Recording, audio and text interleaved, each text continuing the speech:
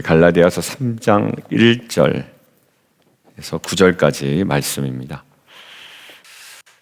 우리가 믿음으로 구원받을 때의 감사와 감격 아마 개인적으로 기억하고 계실 겁니다. 먼 옛날 일이라서 그 감사와 감격이 이렇게 쉽게 느껴지지 않을 때도 있지만 불현듯 하나님께서 그때의 순간들을 우리로 하여금 또 생각나게 하시고 그 생각으로 하여금 그 진정한 감사와 감격이 무엇인지를 늘 깨닫게 하시는 은혜가 저희 가운데 있습니다. 우리 청년부 지난주 목요일에 간증 2명 했다고 그랬죠. 그래서 우리 간증이 뭐 어떤 간증이겠습니까? 구원의 간증이겠죠. 저희 그 딸이 이제 둘 중에 한 명이었어요. 그래서 평소에 안 나오던 청년들도 나왔고 이렇게 함께 했다고 합니다. 또 믿지 않는 또 외부의 친구들도 또 초대도 했고, 그래서 이제 간증을 정리했는데 아빠 어떤 부분을 좀 추가할까라고 이야기를 물어보더라고요. 그런데 어떤 내용인데? 라고 했더니 이제 그 구원받은 간증과 이런 내용이 있어요. 그래서 내가 보기에는 뭐 별로 뭐 추가할 거 없을 것 같다라고 이야기를 했는데 지금 갈라디아 교회 성도들은 바울을 통해서 복음을 경험을 했던 자들입니다. 그리고 오늘 본문을 이렇게 유심히 관찰해 보니까 심지어 무엇까지도 경험한 자들이래요.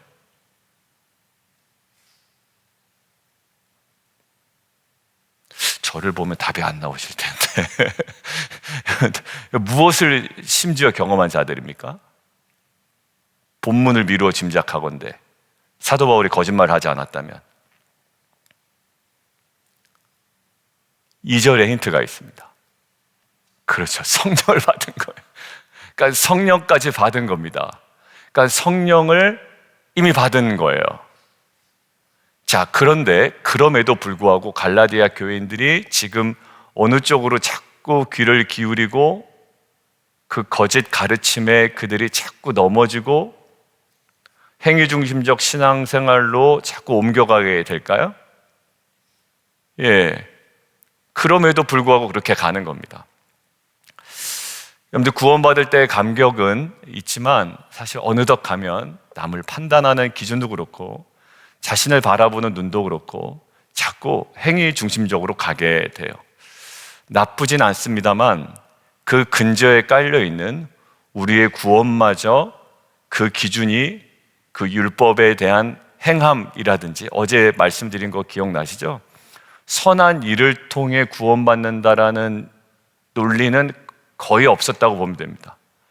구약에 어디 선한 일을 통해서 구원받는 이야기가 있으며 사도 바울도 로마서나 갈라디아서를 가만히 보면 너희가 선행으로 구원받으려고 노력하지 마라 이런 얘기 안 해요. 율법의 행위라고 이야기합니다. 그러니까 사도 바울이 싸운 건 사실 선행 구원이 아니라 율법을 지킴으로 결국 유대교적 율법주의와 싸운 거지 선행 구원과 싸운 게 아니다라고 어제 말씀드렸잖아요.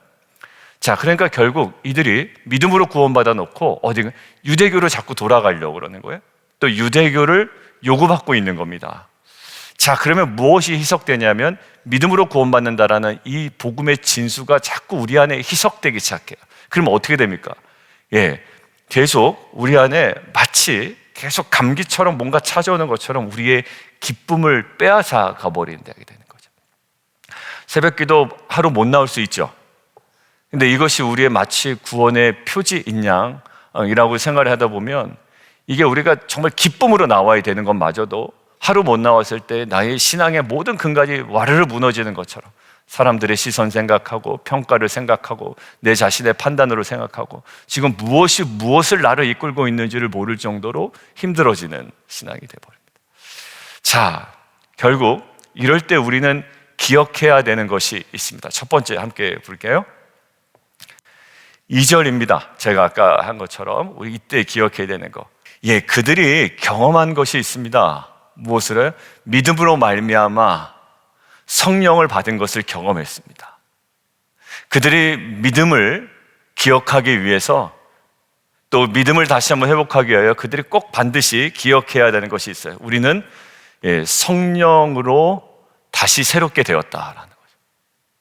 근데 이 성령으로 새롭게 되었다라는 대전제 속에 뭐가 깔려 있냐면 믿음으로 이 성령을 받았다라는 내용이에요. 여러분들, 결국 하나님의 그 크신 은혜에 다시 한번 감격적으로 우리가 참여하기 위하여 믿음으로 성령의 역사를 쫓는 이 우리의 삶이 오늘 갈라디아서를 통한 사도 바울을 통한 하나님께서 우리에게 권면하시는, 다독이시는 음성이라고 저는 믿습니다. 여러분들, 결국 우리에게 하나님께서 허락하신 것 무엇으로 검증되느냐? 삶의 체험으로, 성령을 받은 것으로 우리의 믿음을 다시 한번 검증해야 되는 거예요. 갈라디아 성도들은 신앙을 지키기 위해서 많은 괴로움도 감수했습니다. 그리고 율법, 또 할례가 구원의 만약에 필수 조건이라면 그들의 모든 고난, 수고, 이것들이 다 헛된 수고가 되는 거거든요. 근데 그들은 유대인이 아니었습니다. 그리고 율법과 할례와는 상관이 없었어요. 그런데 오직 복음을 듣고 복음을 믿고 예수님과 하나가 되었습니다. 그리고 이 고난에 함께 참여하고 있는 겁니다. 그리고 무엇보다도 이 모든 것들을 감당할 수 있도록 믿음으로 무엇을요? 성령을 받아 누리고 있다라는 거예요. 그러니까 내 안에 믿음을 새롭게 하는 것은요, 다른 것이 아니라 믿음으로 내게 허락된 성령을 계속 누리는 겁니다. 여러분들 성령을 받을 때 사도 바울이 항상 갈 때마다, 베드로 사도 갈 때마다 얘기합니다. 너희가 믿을 때에 성령을 받았느냐라고 물어보죠. 그리고 받지 못했다면 안수기도 하고 그들에게 성령 내리시는 일이 경험되어집니다.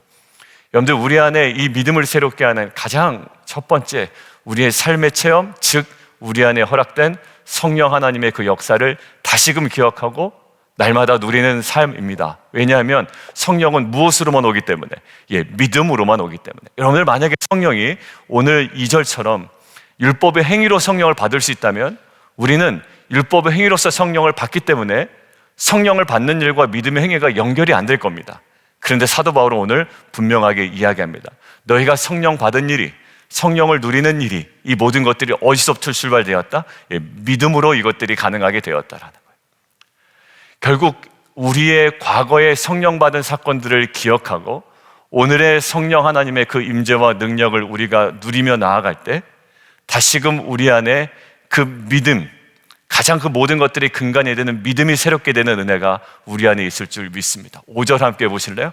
5절. 너희에게 성령을 주시고 너희 가운데 무엇을 행합니다?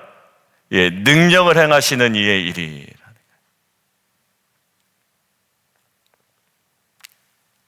율법 행위에서냐 혹은 듣고 믿음에서냐?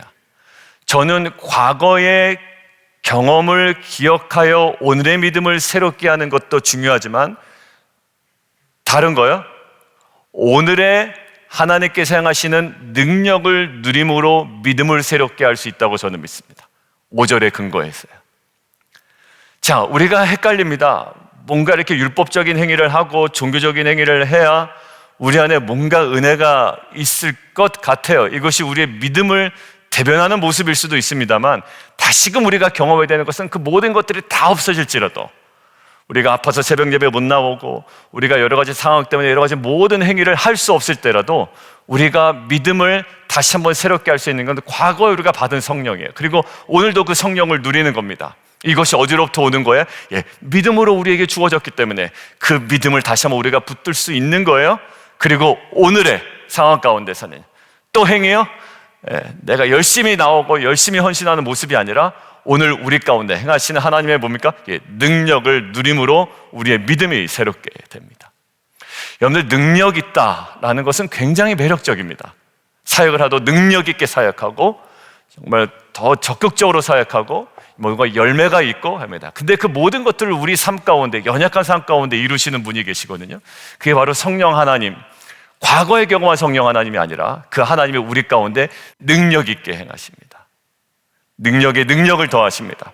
우리에게 마음의 소원을 주시는 하나님께서 넘치도록 능히 더하시는 은혜로 함께 하십니다. 여러분들, 이것들을 누리는 자는 그 안에 무엇을 통해서 이것들을 누려지게 될까요? 믿음으로.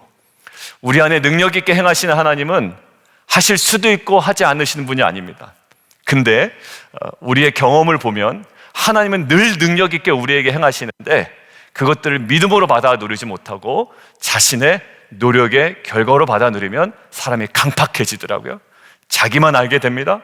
오히려 이 믿음이 아니라 자기의 공로의식이 더욱더 높아지기 시작합니다. 이것이 하나님의 능력임을 고백할 때 우리 안에 더하지는 것이 있는데 하나님에 대한 믿음입니다.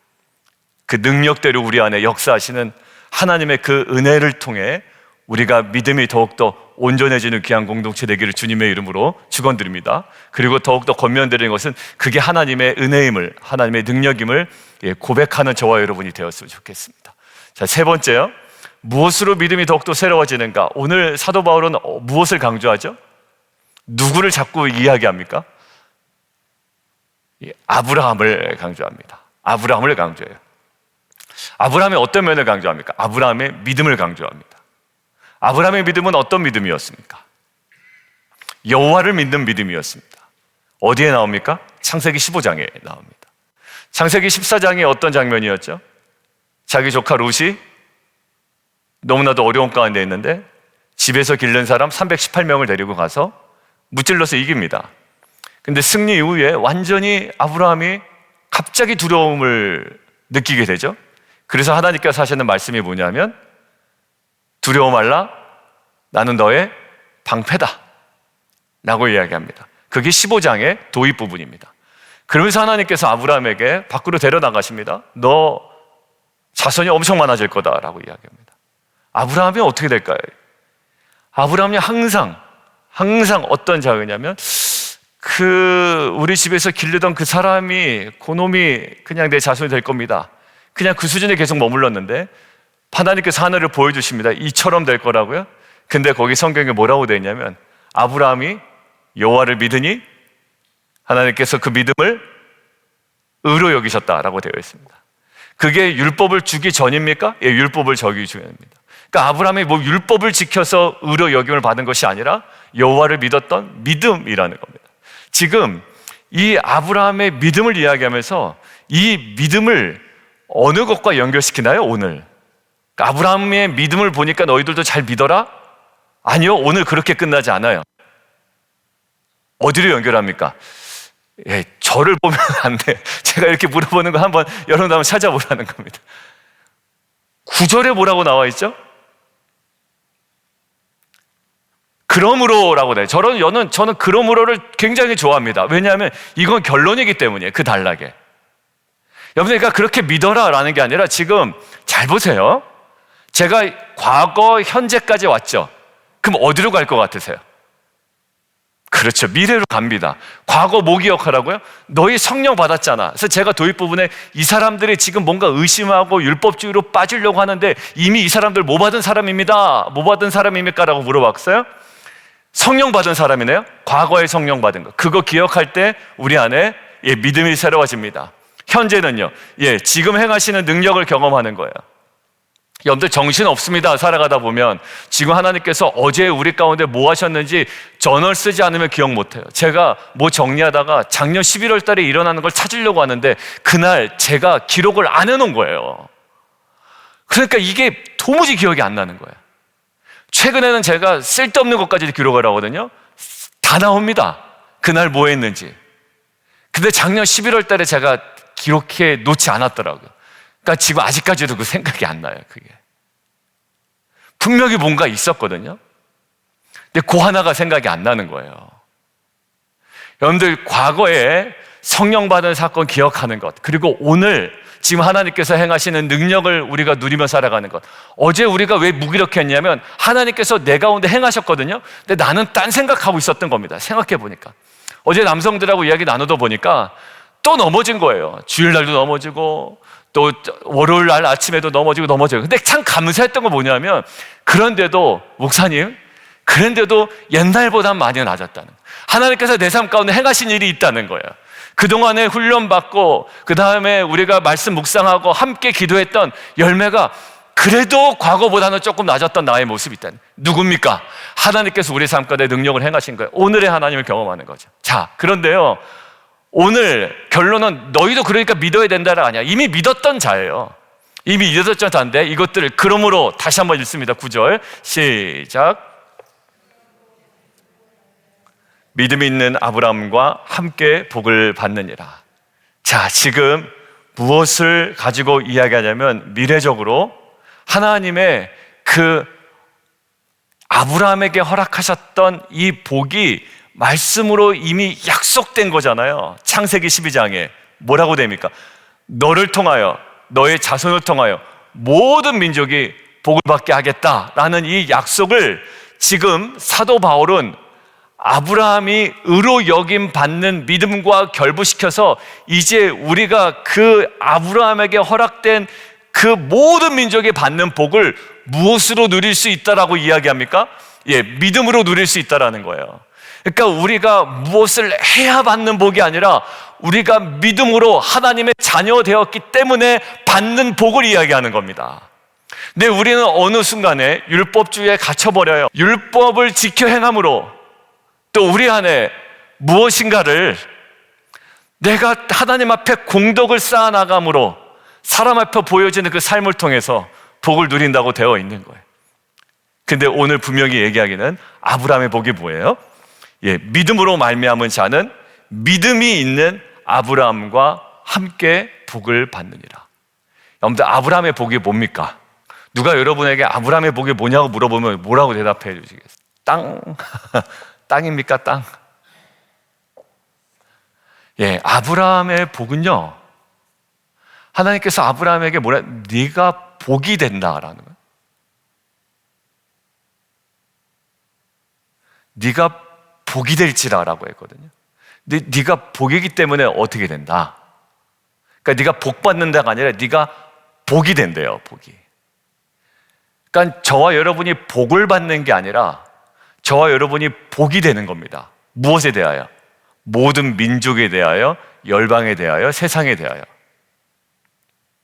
뭐를 소유하는 게 아니라 존재가 되는 겁니다. 여러분들, 아브라함의 복은요, 소유가 아니라 어떤 존재가 되느냐의 복이에요. 그러니까 우리 자녀가 어떤 직장을 갖느냐가 아니라 그 직장이나 어떤 일을 통해서 어떤 존재가 되느냐죠. 어떤 존재요? 모든 민족에 대하여 아브라함을 통하여 복을 받는 존재가 되는 겁니다.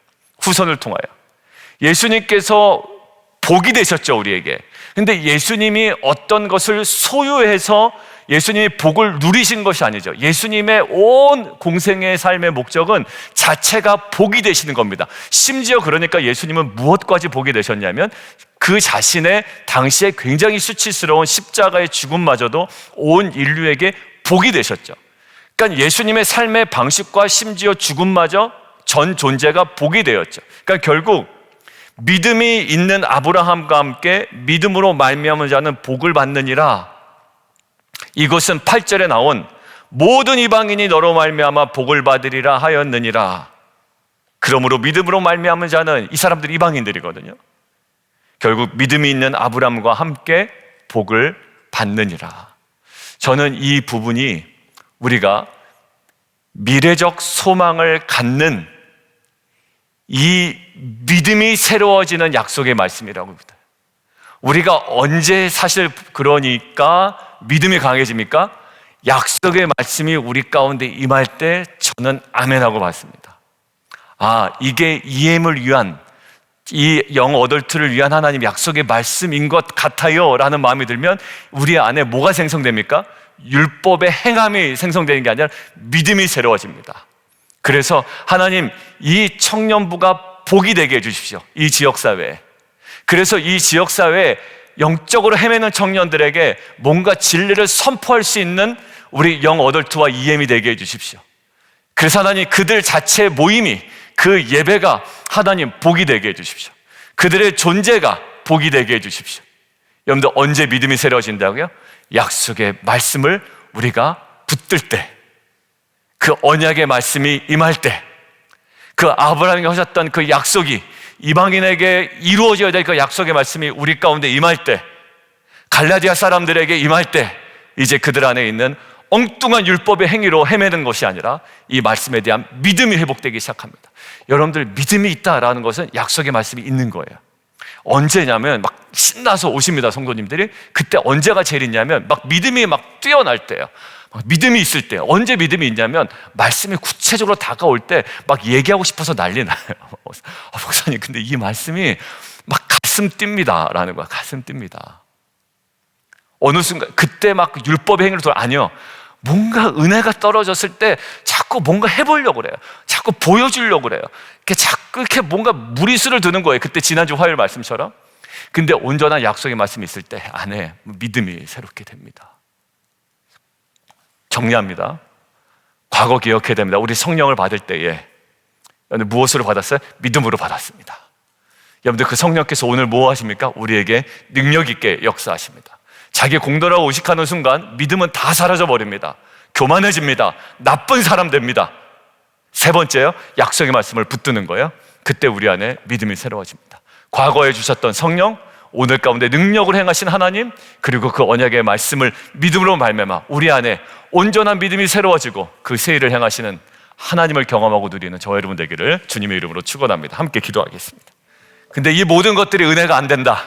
과거에 받은 성령, 오늘 능력을 행하신 하나님, 언약, 약속을 통해 우리 믿음이 새로워지는 것, 이 모든 것들이 내 감사와 감격과 감동과 뭔가 확실히 안 된다. 그 오늘 기도는 이렇게 하세요. 하나님, 우리에게 다시 믿음을 허락하여 주옵소서. 이게 제일 겸손한 기도인 것 같습니다. 하나님, 우리에게 믿음을 더하여 주시옵소서. 과거에 하나님의 성령 받은 은혜, 오늘 행하신 하나님의 능력, 또 약속의 말씀을 통해 우리께 새롭게 하신 이 믿음을 우리 안에 새롭게 하여 주시옵소서. 우리 함께 주님 이름 한번 부르고 기도하며 나아가도록 하겠습니다. 기도하겠습니다.